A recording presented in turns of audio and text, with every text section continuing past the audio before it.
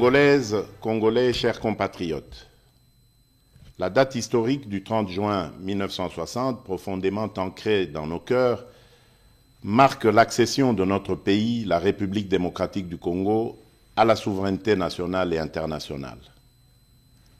Aujourd'hui, encore 63 ans plus tard, nous célébrons avec grande fierté cet événement, non seulement pour honorer la lutte de notre liberté et de notre indépendance menée avec courage et détermination par les pères fondateurs de notre nation, mais aussi et surtout pour réitérer notre attachement à ce bien précieux qu'ils nous ont légué et que nous avons à notre tour le devoir de transmettre comme tel aux générations futures, et ce, en dépit de toutes les adversités d'où qu'elles viennent.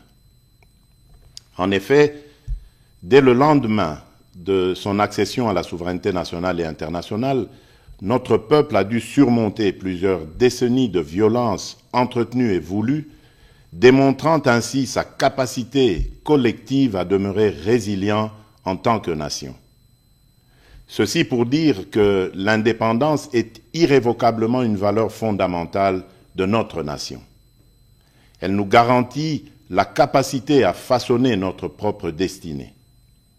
Elle est une quête incessante de liberté, de dignité, de justice et de souveraineté.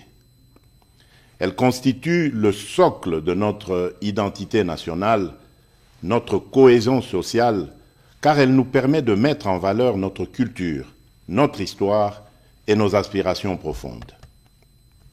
Il est vrai que cette année, la célébration de notre indépendance est teintée de tristesse car notre intégrité territoriale est menacée par une force d'occupation étrangère.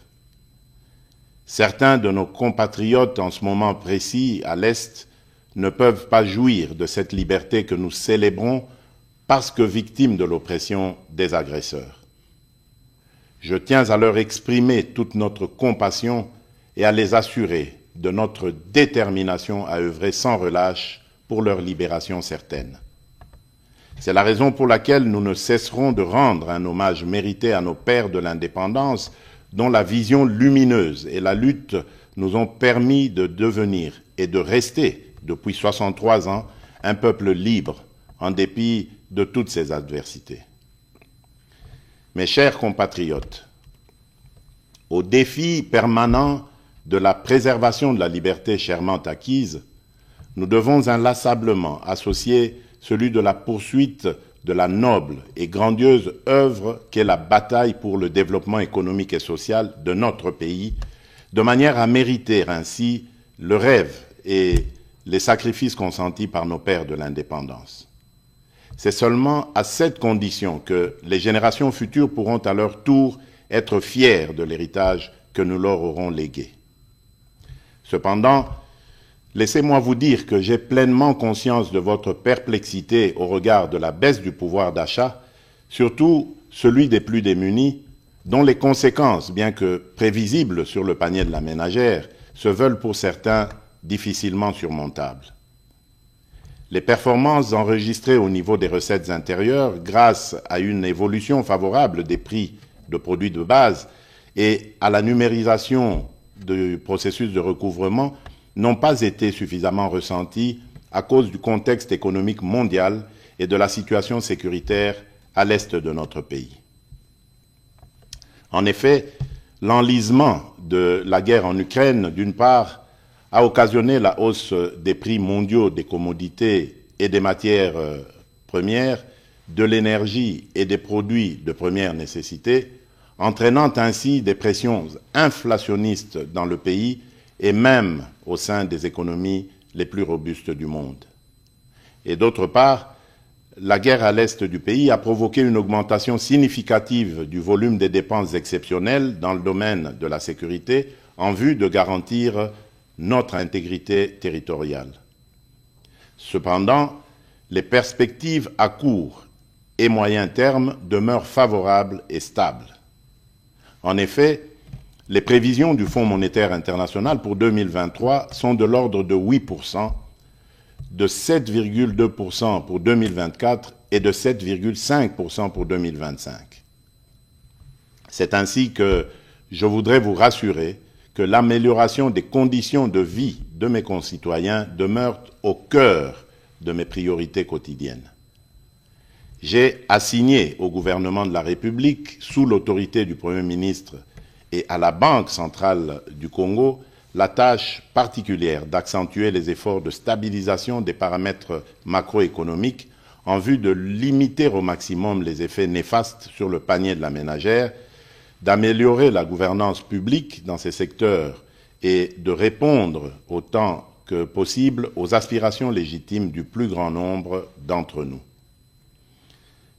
Mes très chers compatriotes, au choc sus évoqué et que le gouvernement s'est ardemment employé à amortir, se sont ajoutées les menaces persistantes à notre intégrité territoriale et à la sécurité de nos populations et de leurs biens. En effet, le climat d'insécurité qui prévaut dans certains espaces de notre territoire national perturbe fortement la poursuite harmonieuse des ambitions que nous revendiquons collectivement. Comme vous le savez, notre pays fait face depuis de nombreux mois dans sa partie orientale à une agression vile et barbare perpétrée par un voisin belliqueux, le Rwanda, au nom d'intérêts obscurs et ignobles.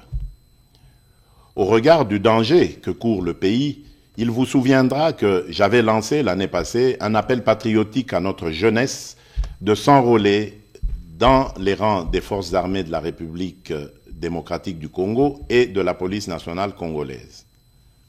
Quelques mois après cet appel, nous avons été heureux de voir plusieurs dizaines de milliers de jeunes compatriotes y répondre favorablement. Ceux-ci comptent déjà parmi les renforts à l'effort de guerre livré par nos forces de défense et de sécurité, et nombreux se pressent chaque jour davantage auprès des centres de recrutement prévus à cet effet. À cette occasion, je salue la bravoure de notre peuple qui, meurtri dans sa chair, ne se résigne pas pour autant et ne cesse de défendre avec une énergie inouïe l'intégrité de notre territoire. Je salue également les forces de défense et de sécurité qui s'emploient sans ménagement à mettre l'ennemi hors d'état de nuire en vue de permettre un retour rapide de la paix et de la stabilité indispensable pour notre développement.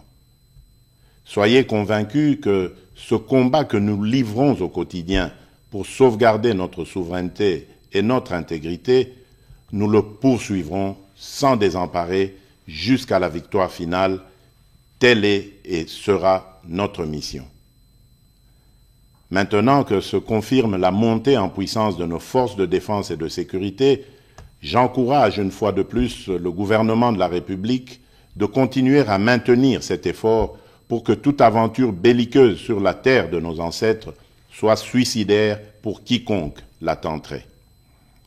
C'est ici l'occasion d'exprimer notre entière solidarité à toutes nos sœurs et à tous nos frères des territoires occupés par les terroristes du M23, lesquels frères et sœurs vivent présentement dans des conditions d'extrême précarité et dont la situation humanitaire n'a cessé de se dégrader à cause de leur éloignement forcé de leur milieu d'origine et des exactions subies. Je tiens à les rassurer que les nouvelles mesures arrêtées par le gouvernement, en plus de celles déjà prises sur le plan social, dans le sens de soulager un tant soit peu leur situation, sont en voie d'être mises en œuvre. Mes très chers compatriotes, cette célébration de l'accession à la souveraineté nationale et internationale vient aussi interpeller, en cette année 2023, notre devenir comme nation et la perception de notre construction du vivre ensemble et de la cohésion nationale. Elle est l'occasion pour nous de renouveler le chantier de l'unité nationale, de construire une société républicaine plus juste, solidaire et vivable pour toutes les composantes sociologiques et linguistiques, quelles qu'elles soient. Le défi pour notre pays étant le dépassement des frontières ethniques, culturelles et linguistiques. Cela étant dit, je dénonce toute velléité tendant à opposer différentes communautés congolaises entre elles. Nous sommes un pays diversifié avec différentes cultures et langues. C'est en cela que réside tout le mystère de notre richesse en tant que peuple parmi tant d'autres sur cette planète. Nous devons célébrer cette diversité tout en travaillant ensemble pour l'atteinte de cet objectif commun qui est celui d'avancer notre pays dans l'unité et la cohésion nationale. Mes très chers compatriotes, l'année 2023 est aussi l'année des élections présidentielles, législatives, nationales et provinciales, mais aussi pour la première fois celle des élections locales.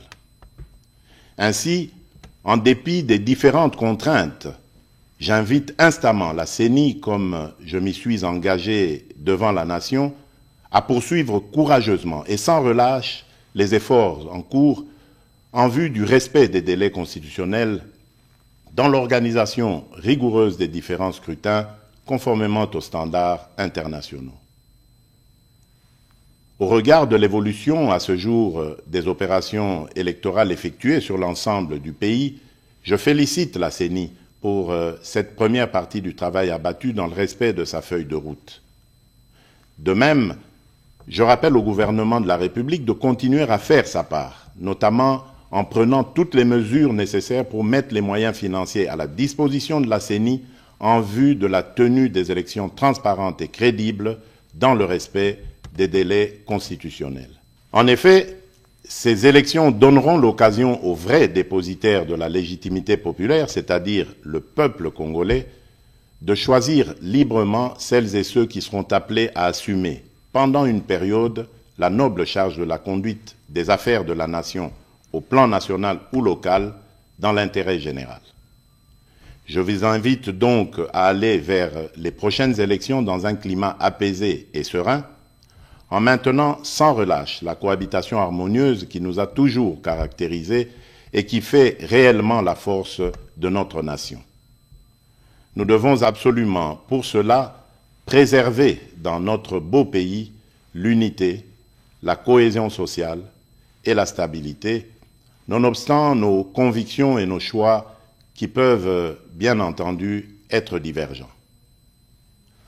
En ma qualité de garant de l'unité nationale et de la stabilité de notre pays, je continuerai à jouer pleinement mon rôle pour assurer ce climat de paix qui doit mener le pays sur la voie du développement durable. Mes chers compatriotes, en ce jour mémorable, le défi majeur reste celui d'associer les couches les plus démunies de notre population dans cette orbite du développement, gage d'une véritable indépendance. C'est le rôle assigné au programme de développement local des 145 territoires, le PDL 145T en sigle. Ce programme, destiné à promouvoir l'émergence des économies des territoires et à améliorer les conditions et cadres de vie des populations rurales à travers des investissements publics massifs, permettra non seulement de réduire rapidement la pauvreté et les inégalités spatiales dans notre pays dans le moyen terme, mais également favorisera une convergence rapide des revenus et des conditions de vie entre les populations rurales et celles des milieux urbains. Je me réjouis de vous informer que les 3 agences d'exécution, chacune en ce qui la concerne, ont prévu de commencer à livrer les infrastructures socio-économiques de développement à la base, que sont les centres de santé, les écoles primaires et les bâtiments administratifs dès le courant du mois de juillet prochain. Mes très chers compatriotes, l'indépendance est un droit inaliénable que chaque nation doit défendre avec force et détermination, car c'est ce qui nous permet de protéger nos intérêts et notre avenir. C'est ainsi que, pour terminer, j'en appelle à la mobilisation générale de nos énergies et de nos intelligences, pour continuer à bâtir ensemble notre cher et beau pays, à préserver l'unité et la cohésion nationale, à protéger notre intégrité territoriale. Que Dieu bénisse la République démocratique du Congo et son peuple, Joyeuse fête de l'indépendance à toutes et à tous. Je vous remercie.